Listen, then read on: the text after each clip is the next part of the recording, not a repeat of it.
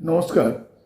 আজ আমাদের আলোচনার বিষয় হলো যে জন্মকুণ্ডলিতে চন্দ্র যে ঘরে বসে আছে সেই ঘর থেকে কোন কোন ঘর থেকে সমস্যা বা শত্রুতা আসে।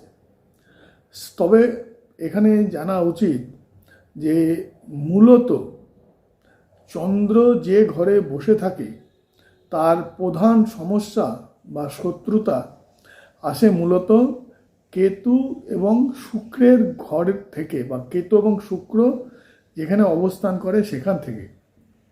তবে সাধারণত ষষ্ঠ, অষ্টম এবং দ্বাদশ ঘর, অর্থাৎ চন্দ্র থেকে ষষ্ঠ ঘর, চন্দ্রের অবস্থান থেকে অষ্টম ঘর এবং চন্দ্রের অবস্থান থেকে দ্বাদশ ঘর থেকে যে সমস্যা আসে, এবং সেই নিয়ে আজকের এই আলোচনা। চন্দ্র যে ঘরে বসে তার বিপরীত ঘর অর্থাৎ সপ্তম ঘরে যদি চন্দ্রের কোনো শত্রু গ্রহ সেখানে আসে বা থাকে, তাহলে সেখানে সরাসরি সমস্যা আছে। তার কারণ এখন জ্যোতিষশাস্ত্র আমরা দেখেছি যে প্রতিটি গ্রহের সপ্তম দৃষ্টি আছেই, অন্যান্য দৃষ্টি তো আছেই, কিন্তু সপ্তম দৃষ্টি সাধারণত প্রতিটা গ্রহেরই আছে। এখন চন্দ্র যদি শুভ ঘরে বসে থাকে আর তার উপর যদি রাহু, শনি বা কেতু অথবা বুধ থাকে, তাহলে কিন্তু চন্দ্রের একটা মানসিক স্থিরতা বা শান্তি নষ্ট হয়। চন্দ্র থেকে চতুর্থ ঘর, অর্থাৎ চন্দ্র আপনার জন্মকুণ্ডলিতে যে ঘরে আছে সেখান থেকে চতুর্থ ঘরে যদি কোনো অশুভ গ্রহ থাকে, তবে তা চন্দ্রকে মারাত্মকভাবে পীড়িত করে।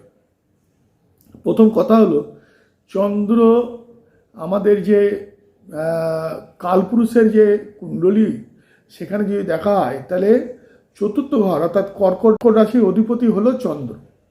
এখন এই চতুর্থ রাশির অধিপতি, তাই চন্দ্রের অবস্থান থেকে চতুর্থ ঘর মূলত চন্দ্রের মূল শক্তি বা আরামের জায়গা। এখন এই ঘরে যদি রাহু, কেতু বা শনির মতো গ্রহ অবস্থান করে, তাহলে চন্দ্রের যে শুভ ফল তা নষ্ট হয়, এবং জ্যোতিষের ভাষায় একে চন্দ্রের বলি হওয়া বলে।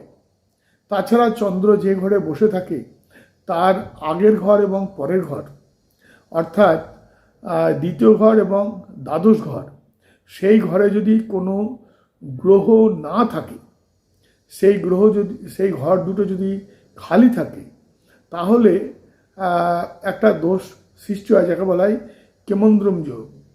এখন এর কারণ হচ্ছে চন্দ্র হচ্ছে মনের কারণ। এখন সে একাকী থাকতে পারে না।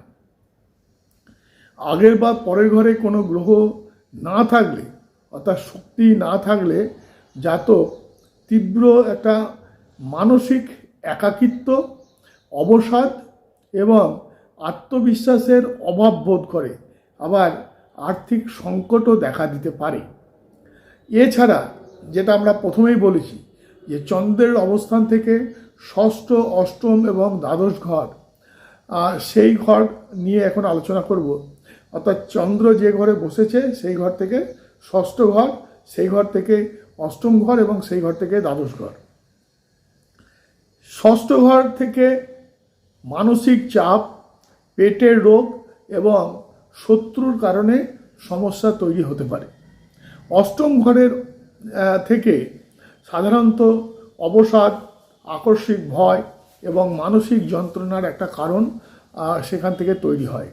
আর দ্বাদশ ঘর থেকে অনিদ্রা, অতিরিক্ত চিন্তা, হীনমন্যতাজনিত সমস্যা, এই ধরনের সমস্যাগুলো সাধারণত আসে। তো আমরা আলোচনা করলাম যে চন্দ্র যেখানে বসে থাকে তার কোন ঘর থেকে কি কি ধরনের সমস্যা আসে, এবং এক্ষেত্রে এই যে সমস্যা, এই সমস্যাগুলো কাটানোর জন্য আমাদের কি করা উচিত। তো যে ঘরে বসে থাকে সেই ঘর থেকে কোন কোন ঘরে এবং কিভাবে সমস্যা আছে সেই নিয়ে আলোচনা করলাম, এবং সেটা কাটাবো কিভাবে। এখন চন্দ্রের এই দোষ কাটানোর জন্য আপনাকে সবসময় চন্দ্রের প্রিয় যে রং অর্থাৎ সাদা রঙের পোশাক পরিচ্ছদ পরিধান করা ভীষণ দরকার। আচ্ছা, গরিব দুঃখকে সবসময় খাবার দান করুন এবং সকলের সাথে মূলত মানে সদ্ভাব রাখুন, মানে আপনার মন যেন সবসময় উৎফুল্ল থাকে, মনের মধ্যে যেন কোনো রকমের বিকৃতি বা কোনো রকমের কষ্ট না আসে। কারণ প্রথমে বলেছি যে চন্দ্র হচ্ছে মনের কারক, এবং মনের কারক হওয়াতে মন আপনার যত ভালো থাকবে চন্দ্র তত পাওয়ারফুল হবে। তাছাড়া চন্দ্রের মন্ত্র ওম সাং সিং সং সোমায় নম জপ করতে পারেন। এইগুলো করলে কিন্তু চন্দ্রের কারণে যদি আপনার কোনো সমস্যা তৈরি হয় সেই সমস্যা থেকে নিশ্চয়ই আপনারা বেরিয়ে আসতে পারবেন। আর আমার প্রতিটা ভিডিও যদি পেতে চান তো অবশ্যই আমাকে সাবস্ক্রাইব করবেন এবং লাইক করবেন এবং কমেন্ট করবেন। আপনারা সকলে খুব ভালো থাকবেন।